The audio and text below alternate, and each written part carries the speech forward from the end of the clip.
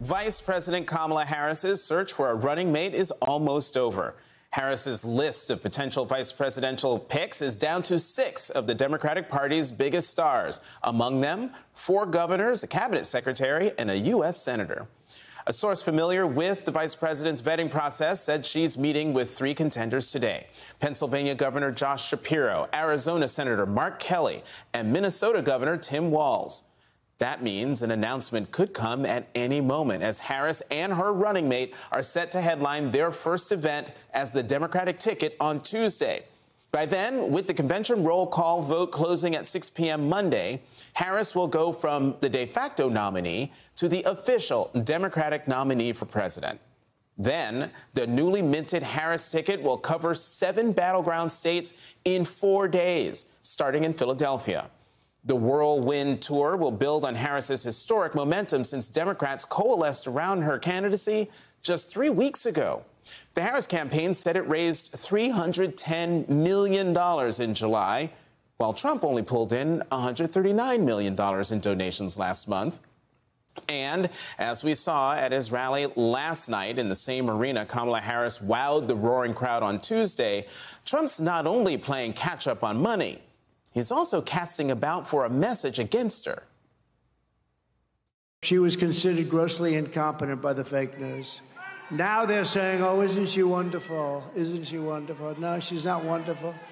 So we have to work hard to define her. I don't want to even define her. I just want to say who she is. She's a horror show. She'll destroy our country.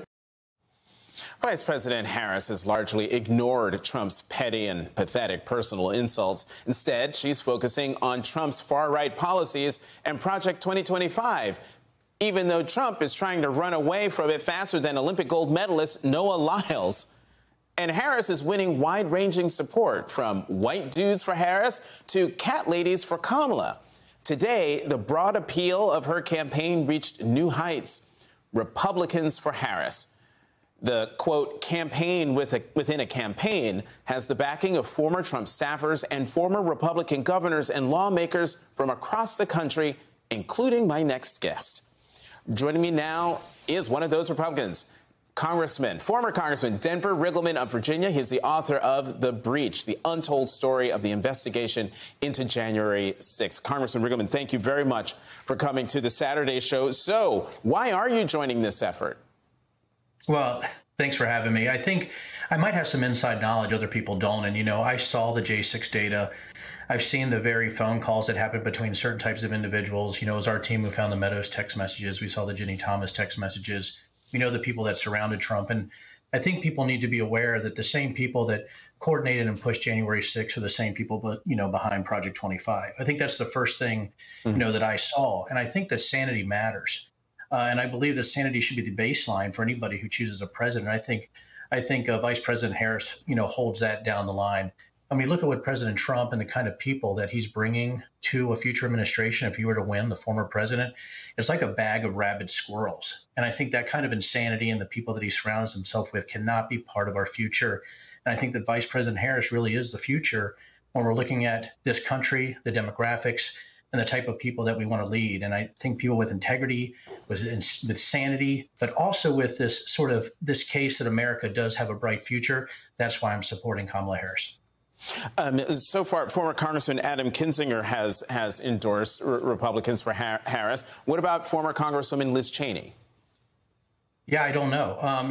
My guess is that they might be waiting to roll her out in a special way later. I'm not quite sure. All I know is what I know, right? And I know the data, I know the facts. And I think when you choose a president, it should be about facts. I also believe when you're looking at sort of the insanity and the irrationality and the radicalization that you see from people who are, surrounding him that are QAnon adherents, the fact that he wears Q pens, I mean, everything that he says about the vice president, I think is absolutely horrid. You are looking at somebody I think that's cognitively impaired, and I think somebody that's having real mental issues. And somebody who would listen to their son to pick somebody like J.D. Vance, I think should be a real issue for most Americans based on his idea towards women. And I think that's the other thing, too. As a girl dad, I think with my daughters, my wife, my granddaughters, I don't think there's a better pick than the vice president right now. Well, since you invoked his name, you invoked J.D. Vance's name, do you think Donald Trump is regretting picking J.D. Vance as his vice presidential running mate? I think he regrets it every day. I mean, when you look at his negatives, when you look at the things he says, right, he tries to isolate people. He tries to be cool. He tries to say funny things. But this is somebody, he swaps his views, so very quickly. And I think when he talked about what he thought about Trump just a few years ago and now what he's doing now, he's all about power. He's all about access. It's not really about the American public. And I think what you're seeing with a lot of politicians that are following Trump, it's about power rather than the American citizenry.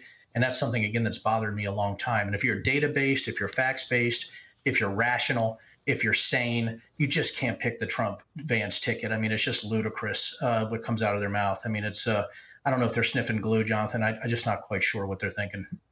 Let me get your thoughts, given your experience with the January 6th Select Committee. Ask you a couple of things. Your response to Trump saying again this week that he would seek to, quote, absolutely pardon the insurrectionists. It's ludicrous when you talk about the amount of weapons used, what they've done, what the court system has found. You got to remember, I got to see a lot of the charging documents, and what they were doing was absolutely heinous.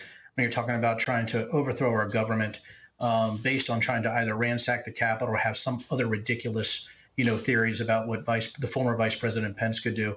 I mean, it's just insane, and it's conspiratorial. It really goes to a lack of intelligence. Or he's so cynical and he's willing to spread that ignorance and metastasize it amongst the American public. Again, there's no way anybody who was former Republican, who has conservative values, and I'm center right, I just don't think there's any way that they could think that the former president could serve in any way that's effective. And I think it could lead to some chaos and also violence in this country. One more question for you here. As you know, Trump's federal election interference case is now back before Judge Tanya Chutkan, and she ruled like stuff's going to get moving very quickly. What could we learn if she decides to hold an evidentiary hearing with live testimony? I think we're going to learn how absolutely insane President Trump and those around him, or the former President Trump and those around him are. I think also when you look at what's happening, and I want to tell the American people this, he's already a convicted felon. He's already an adjudicated rapist. I think if you're voting for somebody like that, you have real issues. And I know that we're going into this new legal timeline before the election. But right now, the voters, they should be deciding based on his judgment, not just on the type of crimes that he's committed. When you look at the judgment of this man over the past 8 years, I think you come to the same conclusion. Again, that sanity should be the baseline and facts should matter when you're voting for a president of the United States. I think that person is the Vice President Kamala Harris right now. Former Congressman Denver Riggleman of Virginia, thank you very much for coming to the Saturday Show.